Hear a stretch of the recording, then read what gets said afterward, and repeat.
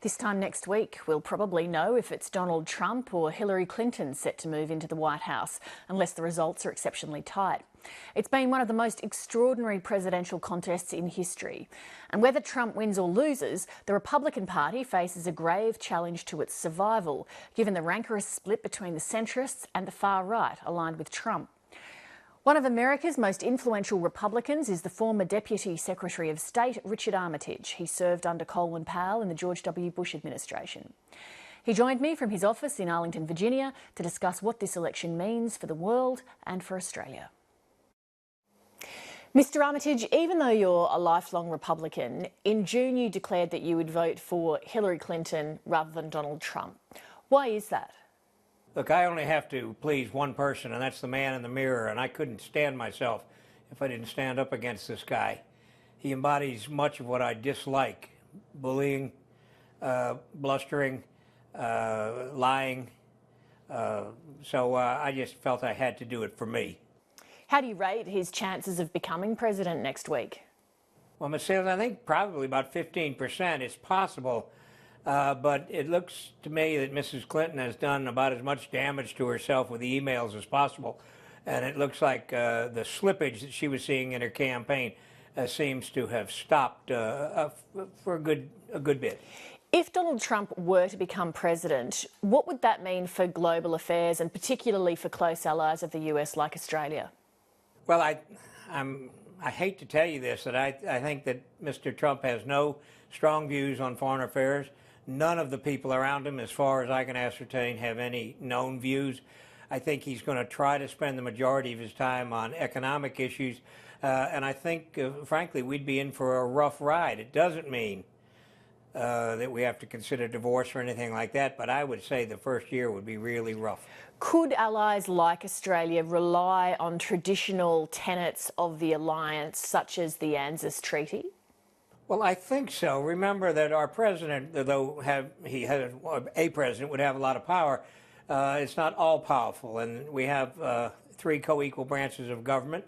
We have a very powerful DOD and military who has very strong and positive views about the alliance and about Australia because of shared values and shared history as well as modern history. So I think there'll be some bumps in the road. Speed bumps, as we call them, but I think at the end of the day, things would come out right. If you had a US president who was heavily focused on domestic affairs and disengaged from foreign affairs, what countries would opportunistically take advantage of that vacuum? Exactly the same places we see it now. There's the criticism of not having a vibrant foreign policy and concentrating more on economic policy is what's laid by Mr. Obama's critics at his feet. So I think we'd see the same problems. We'd see a continued reassertion of China. We'd see continued rumblings from North Korea. And the Russian Federation would continue to push, particularly in light of the fact that, from their point of view, they saw an American red line become a pink line and then dissolve into a white line regarding Syria.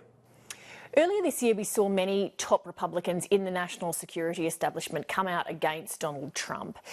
If he became president, though, would some of those people end up serving in the administration to try to influence policy? Well, I'm sure there are some who are arrogant enough to think that they themselves could turn the tide of a Donald Trump. But I don't think too many of them, certainly ones who have spoken out publicly, would have a great deal of difficulty doing that. Hillary Clinton is more likely to be elected, as you said. You're not a natural Hillary Clinton constituent, as I mentioned before, due to your lifelong beliefs as a Republican. But what sort of a president do you think that she'll make? Well, I think I'm going to qualify the answer. First of all, there's no one, I think, whom we can identify who is as qualified as Mrs. Clinton would be.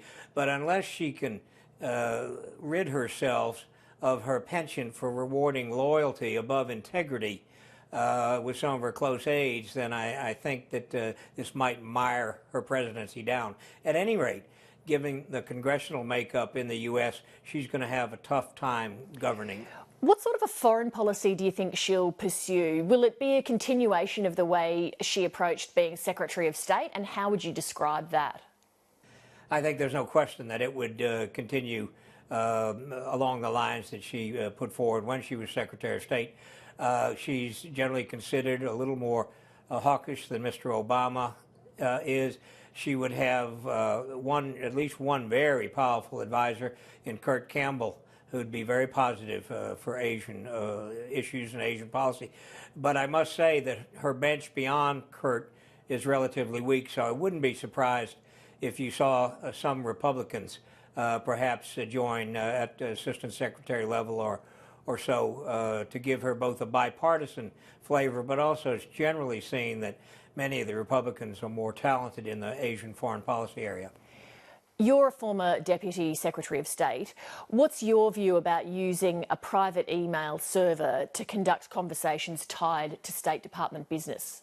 Well, I thought it was absurd, and I thought she probably, she's known as not being exactly a technical genius or technical wonk, but it shows the weakness I was referring to before in some of her aides. They certainly should have told her this was wrong, and she shouldn't do it. But as I say, they appear to be sort of a chorus of enablers rather than the type of aides she needs, which is ones that will say, boss, you're doing something wrong, knock it off. And how about your view on the FBI's decision to release details of its investigation?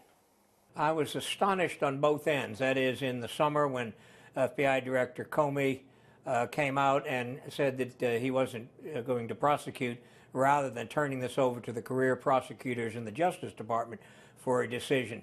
And I was equally flabbergasted when he came out recently and spoke about the emails of Mrs. Huma Abedin, which were evidently on a laptop shared with her husband. I was equally shocked, however, that in the normal course of the investigation of the Clinton emails, the FBI apparently had not asked for the emails and smartphones and laptops of close aides. After this presidential race, regardless of who wins, what sort of soul-searching is the United States going to have to do?